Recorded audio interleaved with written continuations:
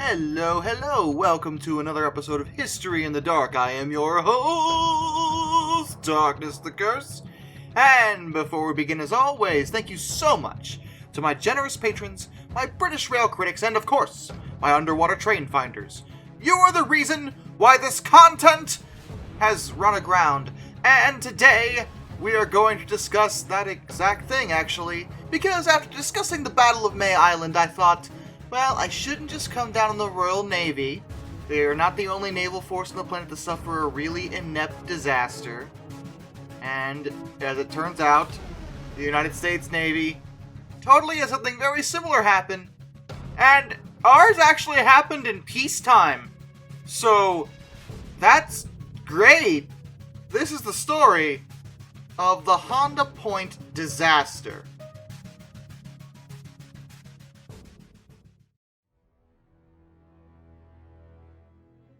Honda Point, which is sometimes called Point Pedernales, which refers to the cliffs sitting offshore of a place called Devil's Jaw, which, thematic, excellent, is located just a few miles from the northern side of Santa Barbara Channel off Point Arguello, on the Gaviota Coast in Santa Barbara County, California.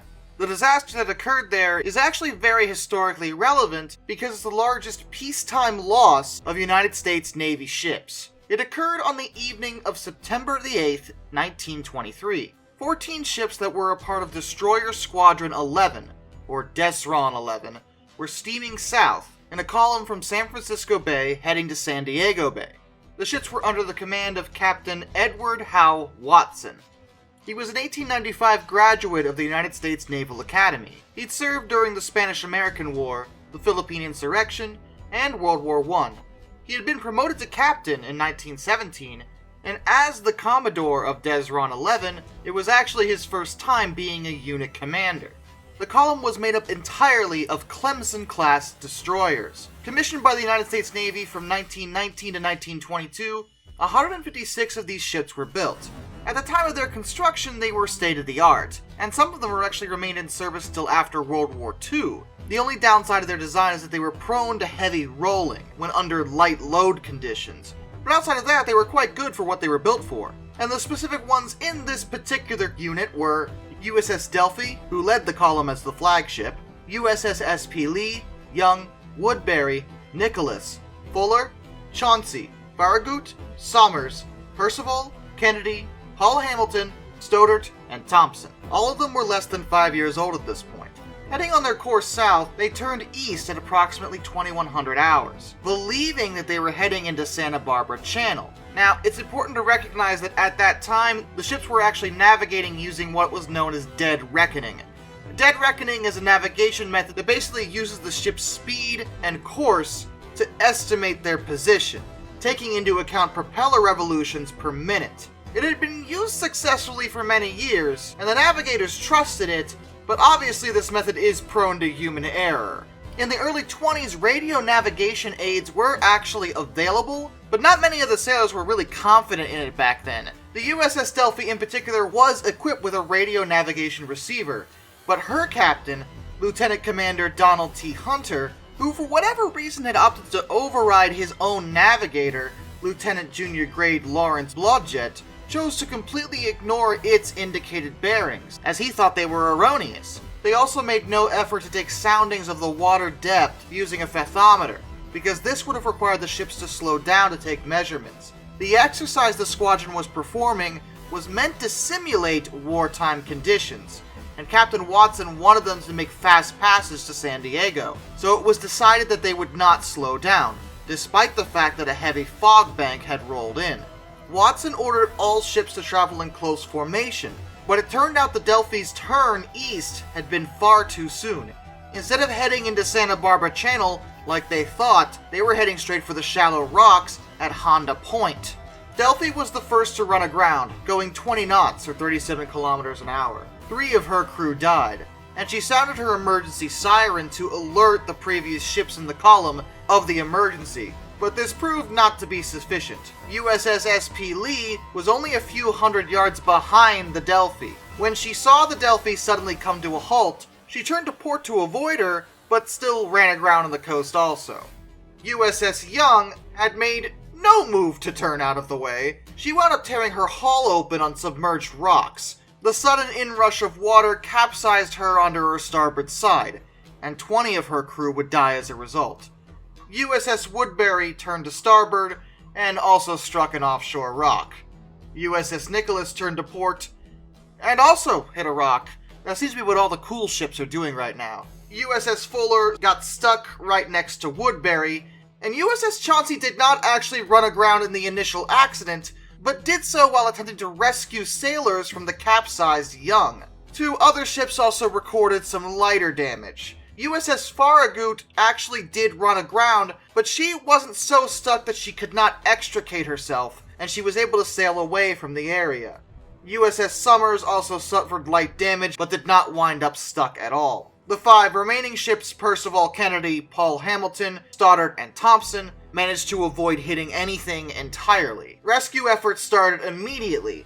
Local ranchers on the shore, who had heard the sudden commotion, wound up rigging up breaches buoys from the surrounding cliff tops and lowered them down to the ships that had run aground. Some local fishermen nearby also saw what happened and managed to pick up members of the crew of USS Fuller and USS Woodbury. USS Chauncey, despite getting stuck, was able to save some of the crew from the capsized Young, and the 5 destroyers that did not get stuck also assisted in the rescue efforts.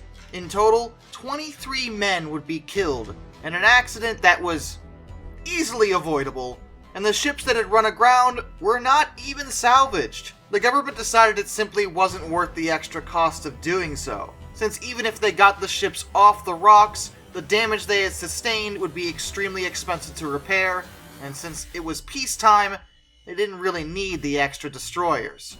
The ships wound up being sold to a local scrap merchant for a total of $1,035, which, while in today's money is still about $17,000, is still kind of a steal for 7 destroyers. I feel like the government kind of underbid on this scrap contract is all I'm trying to say.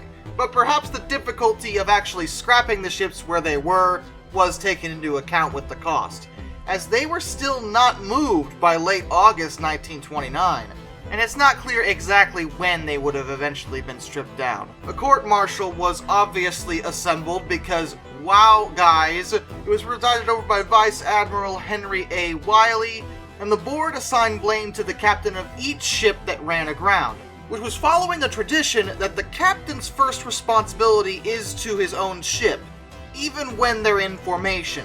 11 officers involved were brought before General Courts-Martial on the charges of negligence and culpable inefficiency to perform one's duty.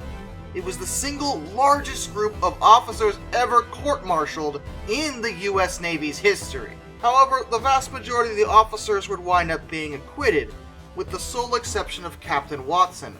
Watson had decided to take responsibility for the incident on his own shoulders. He blamed himself entirely, and did not attempt to skirt any responsibility for what had happened. He was actually commended by his peers and the government for doing this, as it was acknowledged that he could have very easily spread the blame out to the other captains, but he accepted punishment just for himself, which was kinda light all things considered. He was stripped of his seniority, and that was about it. He only served in the Navy for a few more years until 1929, when he stopped working in active duty.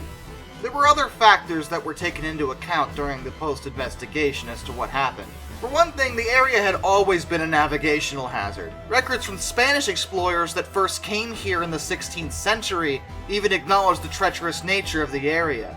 Additionally, another consideration was the abnormal nature of the ocean currents. See, according to Lieutenant Commander Hunter, he testified that he thought there might have been a possibility that abnormal currents in the area had been caused by the Japanese earthquake that had occurred recently. On September 1st, 7 days before the accident, the Great Kanto earthquake had happened in Japan. It caused unusually large swells and strong currents as far away as the coast of California, and it remained that way for a number of days. As a result of these, several ships had actually encountered navigational problems at that same spot, well before the destroyer squadron even got there. So it's possible that their dead reckoning technique was thrown off by the unusual nature of the ocean that day. The fact that it was dark out, and the thick fog certainly didn't help. If they had just seen they were headed towards the wrong spot, they would have not hit the rocks, but this factor has never really been truly proven. Today there are a few scattered plaques, markers, and memorials, in reminder of the 23 men that died in service of their country in 1923. And with that, a special thank you goes out to all my underwater train finders: Thomas Ward, Lord Captain Von Thrust III, Some Dude 267, Brightline Blue Joshua Long Ohio Trucker 1, Royal Hudson 2860, Lord Hoth 444, Arthur Roy, Benjamin Owens, Panzer Kitsune 131-232, Mr. Black Rose Tribal Typhoon, Master of None, Josh Johnson, and Lock Kraken. Till next time, this is Darkness, and I bid you all a fond farewell.